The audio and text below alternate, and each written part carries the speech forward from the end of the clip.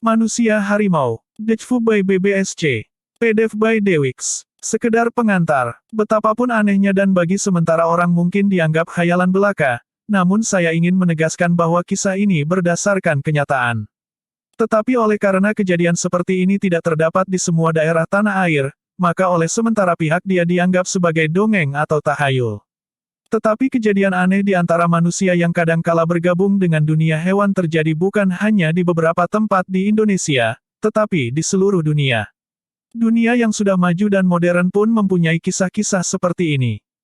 Cerita-cerita tentang penjelmaan kembali manusia yang sudah mati. Entah dia jadi hantu, jin, atau hewan seperti babi, anjing, beruang dan harimau. Ada juga yang menjadi burung, tikus, kucing atau ayam. Manusia harimau yang akan saya kisahkan ini asal mulanya hanya dikenal oleh penduduk Tapanuli Selatan, berbatasan dengan Minangkabau. Tetapi orang-orang yang mewarisi simpanan atau pernah bersumpah kemudian pindah ke kota-kota besar. Dan kemanapun mereka pergi piaraan, warisan atau kutukan sumpah itu mengikuti mereka. Karena di masa-masa biasa mereka juga manusia wajar seperti manusia lainnya dan mereka kawin dengan manusia wajar, maka terjadilah hal-hal yang mengejutkan, menakutkan, membawa kematian, kegilaan dan kepanikan yang akhirnya disampaikan juga kepada pihak penjaga keamanan.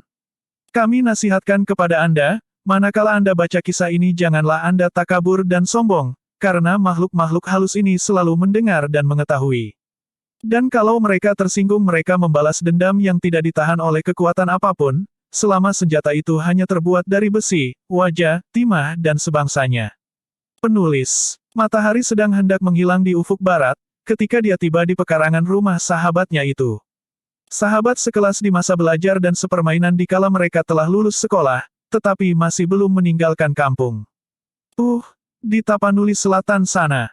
Mereka sekolah di kota Nopan, tetapi keduanya berasal dari desa yang berlainan. Hilman dari Gunung Utan, Padang Lawas sementara Erwin dari sebuah desa kecil di dekat perbatasan dengan Minangkabau. Nama desa itu tak saya ingat benar, tetapi di antara ranjau batu perbatasan dan penyengat, sebuah kampung teramat kecil yang terdiri atas hanya beberapa belas keluarga. Tak seorang pun dapat dikata mampu. Ketika Erwin tiba di rumah Hilman, dia disambut hangat dan keduanya girang sekali. Hilman memperkenalkan istrinya Norma kepada Erwin yang sampai saat itu masih membujang saja. Selama 3 tahun belakangan ini mereka hanya saling menyurati, itu pun tidak terlalu sering. Bagaimana keadaan di kampung Tanya Hilman. Sudah setahun aku tak ke sana. Kesana terakhir bulan yang lalu ketika ayah meninggal.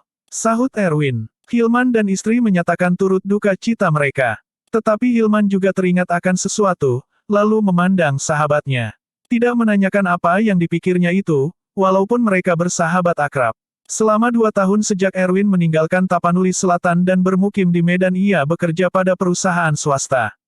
Sekedar cukup untuk kehidupan sehari-hari sambil mencari pengalaman. Setelah menanyakan pendapat Hilman dia memberanikan diri ke Jakarta. Dia banyak mendengar, bahwa di Jakarta selalu ada rezeki bagi tiap orang yang mau bekerja. Jangankan bekerja, mengemis saja bisa bergaji sekitar 500 sampai 1000 perak sehari. Bagi Erwin yang rajin mungkin peluang akan lebih besar. Hilman bertanya tentang beberapa sahabat lama mereka.